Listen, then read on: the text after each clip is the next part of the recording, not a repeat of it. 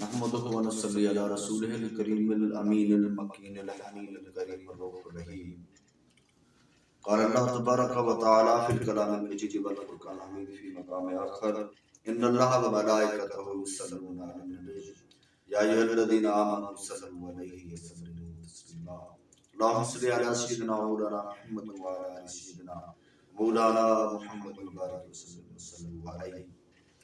رب العالمین کہ قرآن مجید فرقان حمید کے اندر اللہ تعالیٰ نے اپنے بندوں کی صفت بیان کرتے ہوئے فرمایا ہے کہ والذین آمنوا اشد حبا للہ، وہ لوگ جو اللہ تعالیٰ سے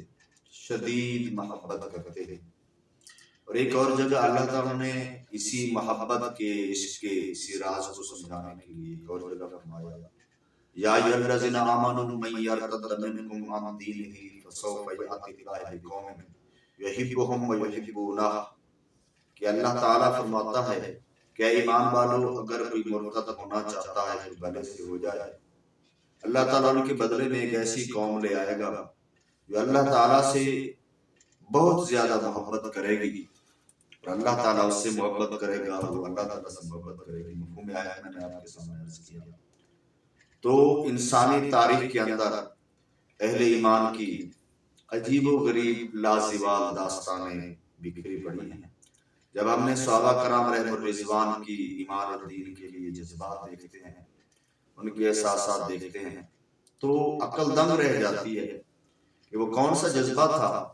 جس نے ان لوگوں کو ان منازل پہ پہنچا دیا کہ دنیا کی کوئی دولت کوئی چیز ان کے سامنے جچتی نہیں تھی. اور ایسے واقعات ملتے ہیں سابقہ امتوں کے اہل ایمان کے دور میں. ایک واقعہ ملتا ہے کہ فرعون جو خود کو رب کہلاتا تھا، خدا کہلاتا تھا،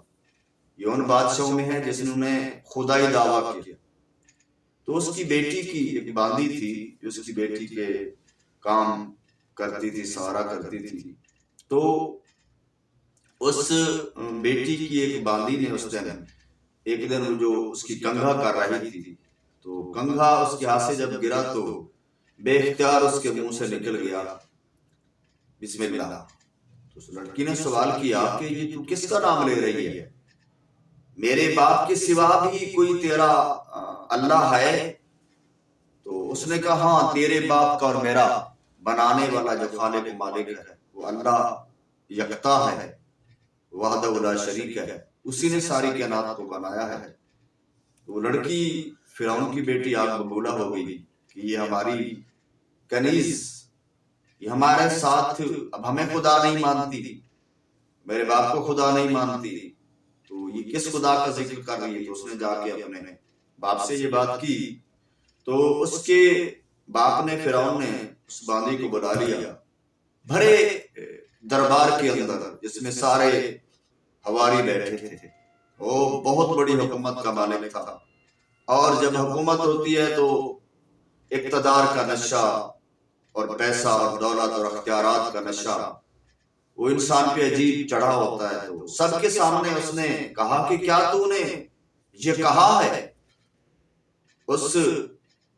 عورت نے کہا ہاں میں نے کہا ہے،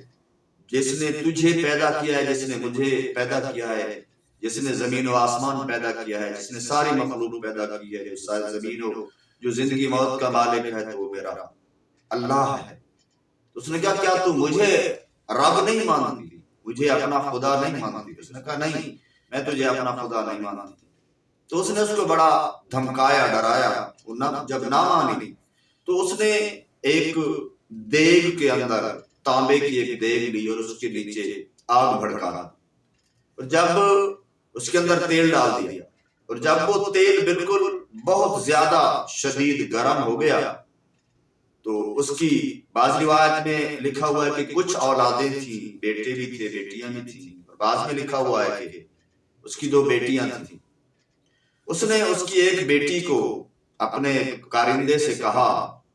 کہ اس جلتی ہوئی آگ کے اوپر جو کڑھا کھڑا ہے گرم تیل کا، اور آگ بن چکا ہے یہ تیل کھول کھول کے گرم ہو کے، کہ اس کی بچی کو ڈال دو. اس نے اس کی بچی کو ٹانگوں سے پکڑا، اور فرعون نے اس بی بی سے کہا کہ اس ایمان والی سے کہا کہ ابھی وقت ہے کہ تو موسیٰ علیہ السلام کے خدا کا کلمہ، موسیٰ علیہ السلام کا کلمہ چھوڑ دے اور مجھے رب مان لے تو میں تیری بچی کو چھوڑ دوں گا۔ اس کی بچی کو دونوں ٹانگوں سے اس کے کارندے نے الٹا پکڑا ہوا ہے اور اس آگ کے کڑھا کے اوپر، گرم کڑھا کے اوپر اس کو اس گرمی کے قریب کر رہا ہے، اور بچی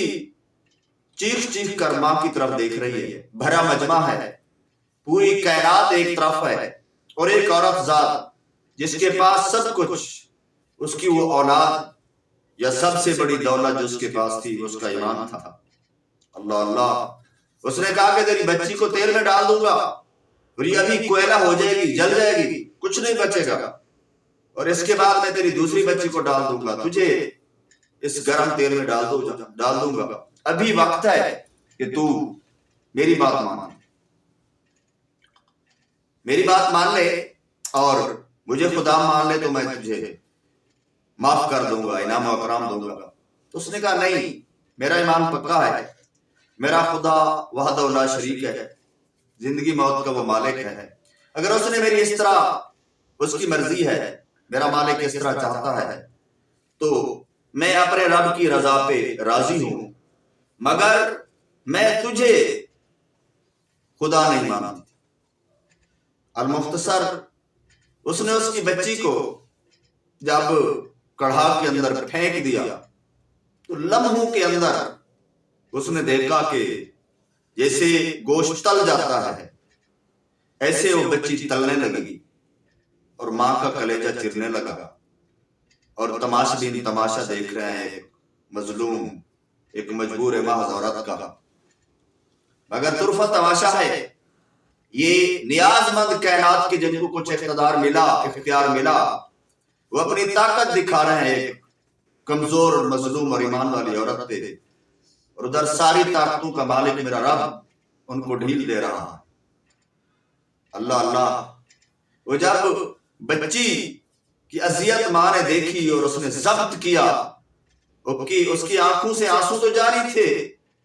سسکیاں جاری تھیں، مگر وہ ضبط کر رہی تھی اپنے رب کی رضا کی خاطر، اور اللہ تعالیٰ نے اس پہ پھر کرم کیا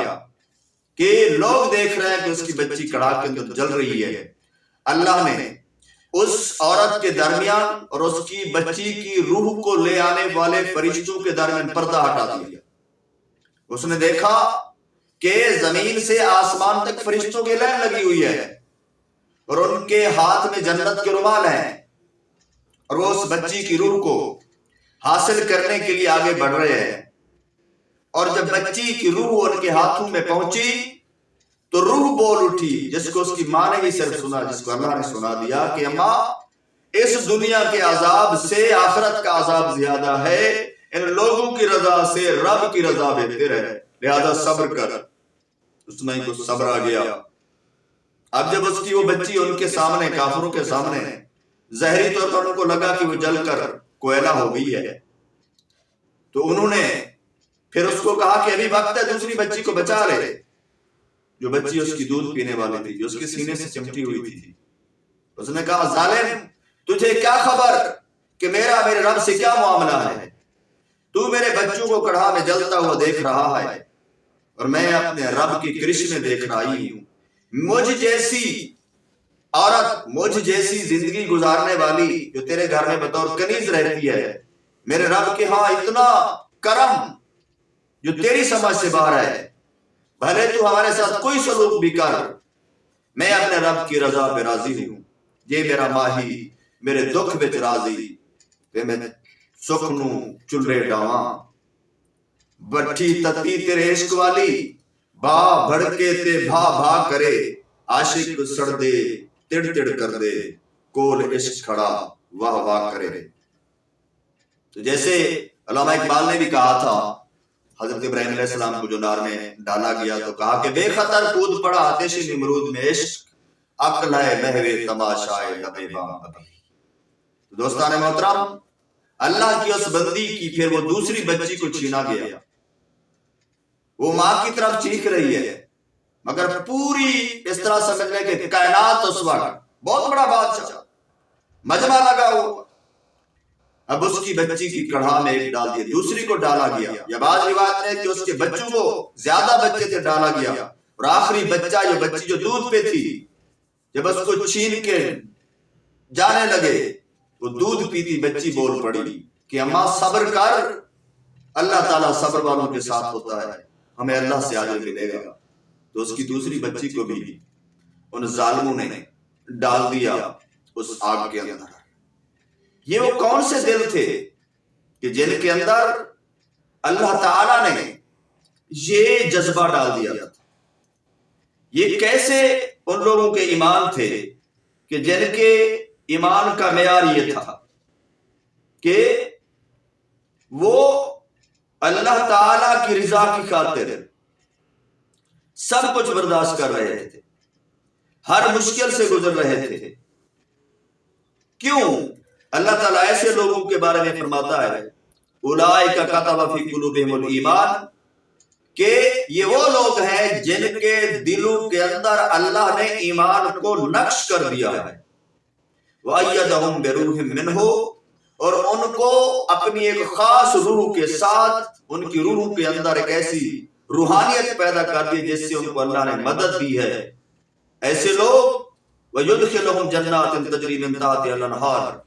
کہ اللہ تعالیٰ ان لوگوں کو جنت میں داخل کرے گا جس کے نیچے نہریں بہتی ہیں، خالدین فیہا،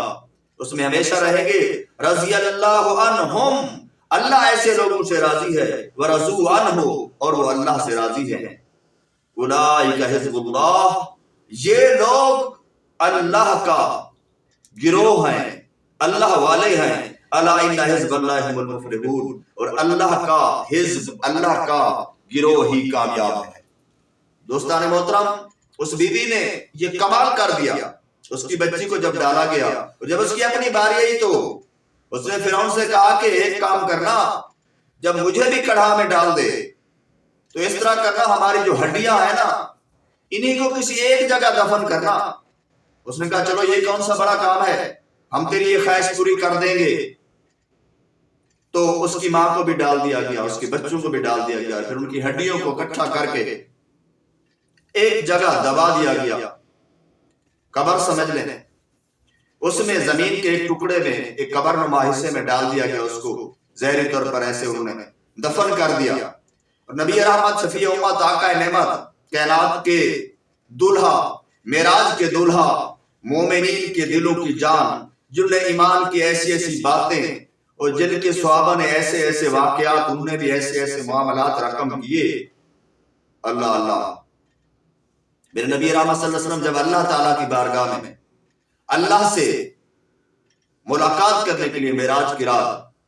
جب سبحان الذی اسریٰ بعبدہ لیلا من المسجد الحرام الی المسجد الاقصی، جب مسجد حرام سے براق پر سوار ہو کر جبریل کی معیت میں، لاکھوں ہزاروں فرشتوں کی معیت میں جب یہ نورانی بارات چلی، جب آپ بیت المقدس پہنچے، مسجد اقصی پہنچے، تو وہاں اترتے ہی آپ کو خاص قسم کی خوشبو محسوس ہوئی۔ اللہ اللہ، آپ نے سوال کیا جبریل یہ خوشبو کہاں سے آ رہی ہے؟ تو جبریل نے بتایا کہ یہ وہ کشتہ ایمان، ایمان کا وہ مینار، وہ عشق کا رخ، وہ وجدان عشق، وہ ایک عورت تھی جس نے فرعون کے دربار کے اندر اپنے ایمان کا اعلان کیا، اور جس کا اس وقت کائنات میں کوئی مددگار و مونس نہیں تھا۔ اس کو کڑھا میں جب ڈال دیا گیا تو اس نے کہا کہ میرے بچوں اور مجھے ایک ہی قبر میں میری ہڈیاں ہماری دفن کر دینا۔ اس دن سے لے کر قیامت تک ان کی قبر سے جنت کی خوشبو آتی ہے، کیونکہ میرے مصطفیٰ صلی اللہ علیہ وسلم فرمان بھی ہے کہ قبر المومن روضۃ من ریاض الجنہ، کہ مومن کی قبر جنت کے باغوں میں سے ایک باغ ہے۔ تو مومن عورت کہنے کو کنیز، بات کرنے کو ہم نے بھی یہی تعارف جو کہ لکھا ہوا یہی بتانا، یہی پڑھا، مگر کروڑوں اربوں انسانوں سے اس کا ایمان اتنا بلند تھا، اس کے ایمان کی شان اتنی بلند تھی۔ ہمارا سلسلہ چل رہا ہے ایمان کی منازل، ایمان کی منزلیں۔ یہ کوئی درجہ ایمان کا تھا جو ہر چیز سے گزر گیا، جس نے دنیا کی کسی چیز کی، جان کی بھی سب سے قیمتی چیز جان، اولاد، سب کچھ قربان کر دیا، وہ بھی اس دور میں جب اس کو یہ نہیں لگ رہا تھا کہ میرے اس انقلاب سے، اس قربانی دینے سے ابھی یہ سارے مسلمان ہو جائیں گے، مگر وہ اللہ تعالیٰ کی رضا پہ راضی تھی۔ اور اللہ تعالیٰ نے ایسے ہی اپنے بندوں کے لیے فرمایا ہے کہ یہ میرے وہ کون سے بندے ہیں، اللہ اللہ، یہ میرے وہ بندے ہیں جب ان کا وقت، یہ میرے لیے مشکل میں زندگی گزارتے ہیں، اور جب ان کا وقت قریب آتا ہے تو ان کو ندا آتی ہے رب کی طرف سے، یا ایتھا النفس المطمئنہ، اے اطمینان قلب والی روح، ارجعی الی ربک راضیۃ مرضیہ، اپنے پروردگار کی طرف لوٹ چل، تو اس سے راضی ہو، تجھ سے راضی ہو جائے۔ دوستان محترم، یہ اللہ تعالیٰ کی طرف سے خطاب ہوتا ہے ایسی روحوں کو، فَادْخُلُوا فِي عِبَادِي، اور میرے خاص بندوں میں شامل ہو جا، وَادْخُلِي جنتی، اور میری بہشت میں داخل ہو جا۔ اللہ تعالیٰ نے جن روحوں کو یہ مصداق بنا کر، جن کو نفس مطمئنہ کہا، اور جن کو کہا کہ وہ اللہ سے راضی ہیں، اللہ ان سے راضی ہے، یہ ہم اس سلسلے میں انہی کی باتیں کریں گے، اور سلسلہ با سلسلہ انشاءاللہ اس سلسلے کو چلائیں گے۔ تو یہ قسط واحد، اس میں یہ میں نے ایک ایمان والی کا واقعہ آپ کو سنا ہے، اور اس سے ریلیٹڈ اس بات کو مزید کھولتے ہوئے میں انشاءاللہ اگلا واقعہ اگلی ایپیسوڈ میں عرض کروں گا۔ تو انشاءاللہ جو نیکسٹ ایپیسوڈ ہوگی اسی سلسلے کے مطابق، تو انشاءاللہ اس میں آپ دیکھیں گے کہ میں ایک اور واقعہ اسی حوالے سے پیش کر رہا ہوں۔